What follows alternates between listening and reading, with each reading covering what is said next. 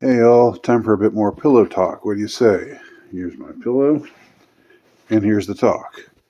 I wanted to elaborate a little bit on the video that I recorded last night, where I talked about how I hadn't voted, and how I was happy that I hadn't voted. I was not ashamed at all for not having voted. And I got some interesting responses from a lot of y'all.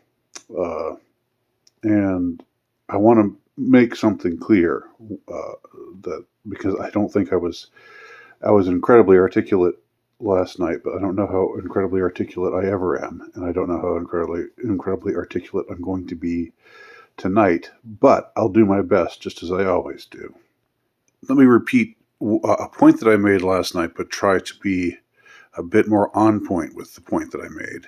Um, I spoke last night of how perplexing it is and how obnoxious it is to me, perplexing and obnoxious, that the same busybodies who tell you to get the thing in your arm, who tell you to believe in the the new thing, to go all out, to go whole hog, believing in the new thing, the new terror, the new trauma, whether it's some virus or whether it's Vladimir Putin invading Ukraine or whatever the next thing's going to be. Uh, the same people who are always screaming at you, screaming in your face, it seems like with one voice, hyping up the new thing. They're the same ones who are always telling us to vote, right? And they're always connected to the power, the sources of power. You see these PSAs where they're telling you to vote. Why are they telling us to vote? What do they care if we vote or not? If they, well, let me put it this way. I believe that they're aware that elections are generally a sham. That's not to say that, that there isn't something, that they don't serve an important function. But the deep power goes beyond anything uh, that has to do with elections or that has to do with voting. So voting and democracy generally is a scam in that it's something that's cooked up to make you believe or to it's a con job that's been concocted to get you to believe that the citizenry has the power, when really the real power uh, goes well beyond we're talking about what the Bible calls powers and principalities, thrones and dominions. Those entities don't have any relationship whatsoever with the voting ritual. Nevertheless, they want us to participate in the voting ritual because, as I said before, it's a way in which they ensnare us. Now, people vote. Lots of anti-establishment people who want to change the way things are. A lot of them vote, and they vote with the best of intentions. And I'm not taking anything away from their good intentions, but what I am saying is what it effectually amounts to is a means by which they uh,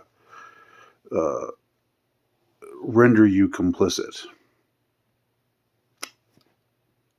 And they do this in lots of ways, but this is a big way in which they do it. And if you don't believe me, if you think that this is just crazy talk, then answer me the question: why are they so sanctimonious, and why are they so relentless in telling us to vote? You know, if if uh, if it's just a question of bias, if it's just like we want the right people to vote for the right things, uh, then you would think that they'd be telling people, the people that they think would vote for the kind of things that they're selling. You'd think that they would focus on them and say, "Hey, you guys vote." But the other ones who aren't, who don't believe in what they're selling, you think that they would make sure to say to them, "Well, if you don't believe in this stuff, then don't vote," right? But they don't do that. They never do that. It's always just a universal injunction. It's a maxim that applies to everyone, that everyone should vote. Again, the comparison between the vote and the Baj. Somebody made this comparison in a comment. Uh, it's true, what they were telling us about the Baj. It doesn't matter what your health is like. It doesn't matter whether you're pregnant. It doesn't matter. You shouldn't be exempt. You should get it because everybody needs to get it. Uh, and it doesn't matter if it. Well, I could go on. Uh, the same applies to voting. No, voting is not obviously doesn't involve them doing anything to your body, but does involve them doing something to your soul. Maybe the vote is like the Baj of the soul, and that when you take it, when you go into that room and pull that lever or push that button or however it's done, then you are injected with complicity. You are injected with culpability. Remember, this is how they function. They can't do anything without uh, indicating in some way to us things that that are that are, well, in the case of certain uh, narrative accounts, in the case of certain official stories, let us say, and I've talked about this before. They throw in something absurd or several absurd things to the official story, like a passport falling out of an exploding airplane and landing on the streets of New York, and an FBI agent picking up that passport and seeing that it belongs to a terrorist, and that's how we get this is a story we're actually told, and we're expected to believe it. And people who buy into the official story of that particular event or other events, the fact that we don't use our discretion, that we don't use our critical faculties, our critical thinking faculties. Uh, I mean, they throw in absurdities like that because they need cover, cosmically speaking. I've talked about this before. You can, I don't remember right now off the top of my head where I discussed this and what videos I discussed this in, but I know I've spoken about this before. But it seems to me it's like some cosmic law. They can't.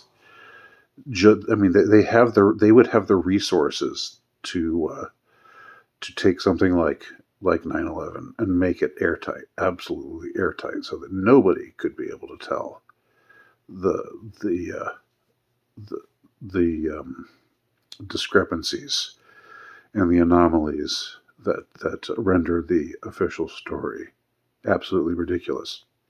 They could do that, but they did. They don't do that. They didn't do that, and they don't do that for other stories either that are obviously false, because uh, when you make it so that there's something that people should know better, and we should know better.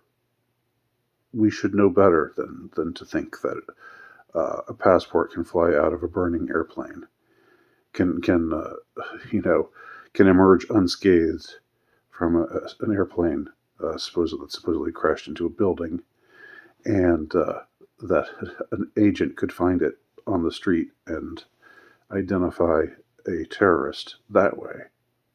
I mean, I don't think they've never taken that back, have they? Or other things about passports that were supposedly found. Um, or, the stories that I've covered, the stories that I cover in my blog entitled 19 Arabs with Box Cutters. Sorry, I forgot the name of it. So go to 19 Arabs with boxcutters.blogspot.com. I also have these articles posted on my Substack page now as well. And these articles go into how they these particular individuals who are deeply involved in the cover-up, how they tell these whoppers of lies, these huge lies that cannot be true, that are obviously false, and that have proven to be false, and they just have stopped talking about it. I can't remember the names of the people that Jerome Hauer is one of them, but the big guy is the one who worked in the Bush administration and whose wife supposedly died on one of the flights, and he supposedly had a conversation with her via cell phone, and none of that holds up under scrutiny. Go to those articles and see.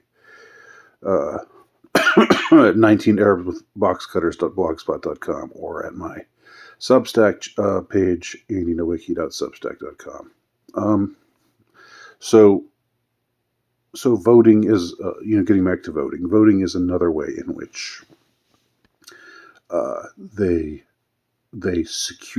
they get our complicity. And I think what is important to do is to make a gesture in which we indicate our defiance, our absence of a refusal to be complicit in their lies and scams and murders and atrocities and all the dark deeds that they do. So this is one more thing I wanted to just cover about the subject of not voting. I think it's important for it not to just be some kind of black pill, give up, take your ball and go home kind of gesture, like America's beyond saving, and whatever. I'm just going to watch it crash and burn, and it's watch it reach its well-deserved demise or whatever. I mean, I'm not saying that America or the West generally is in its current state is worth saving. So I'm not contesting that point, but I'm just saying that's not the reason. That's not a good enough reason for not voting, because if there's still, if that were your reason for not voting, then you still might as well vote. It doesn't sully your soul to vote in that case. It seems like that's more of a black pill negative kind of attitude. And what I believe that in order to be an effective gesture, the motivation has to be positive. Refusing to be complicit is a positive motivation. Refusing to be a part of a system that is deeply corrupt, that is murderous and commits horrific atrocities and then covers them up, refusing to be a part of that is a positive stance to take. It's not a walking away. It's not a taking your ball and going home kind of thing. I just think that's an important distinction to draw, because much as I enjoyed hearing some of what y'all had to say about my video that I recorded yesterday, I do think that this is an important thing to take into account. That finding little ways to render our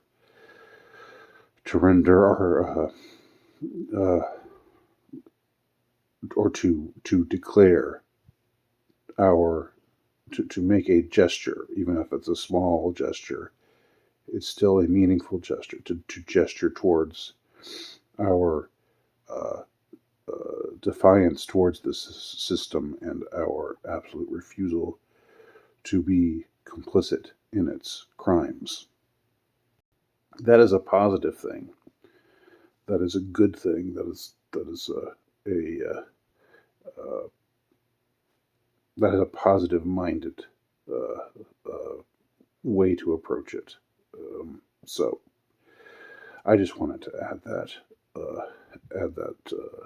caveat, even though this caveat is longer than the original video in which I first made this point. When I spoke of this yesterday. And that's about it. So if you have any other thoughts, let me know. Let me know below. And talk to y'all soon. Thanks for watching.